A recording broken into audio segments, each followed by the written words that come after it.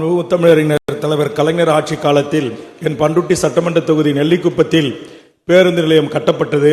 ஆனால் இதுவரையில் கட்டப்பட்டதிலிருந்து ஒரு பேருந்து கூட பேருந்து நிலையத்திற்கு வந்து பொதுமக்களை ஏற்றி இறக்கி செல்லாமல் நேரடியாக செல்கிறது. அதனால் அனைத்து பேருந்துகளும் அரசு பேருந்துகள், தனியார் பேருந்துகள் தங்களுடைய துறையின் பொருட்செலவில் கட்டப்பட முழுமையாக இயங்குவதற்கும், அதுபோன்று பண்ருட்டியில் ஒரு பேருந்து நிலையம் அமைப்பதற்கு நிதி ஒதுக்கி தந்திருக்கிறீர்கள். அதற்கு நெஞ்சார்ந்த நன்றி. என் வேண்டுகோளை ஏற்று அதற்கு இன்னும் கூடுதலாக நிதி ஒதுக்கி போதுமான அடிப்படை கட்டமைப்பு வசதியுடன் கூடிய பேருந்து நிலையமாக கட்டித்தருவதற்கு மாண்புமிகு துறை அமைச்சர் ஆவண செய்வார்களா என்பதை தங்கள் வாயிலாக கேட்டு அமர்கிறேன். மாண்புமிகு அமைச்சர். பேரவைத் தலைவர்களே, நிறைய தமிழ்நாட்டிலே பல இடங்களில் அப்படித்தான் இருக்கு. விருதுநகரில் இப்படி ஒரு பேருந்து நிலையம் இருக்கிறது.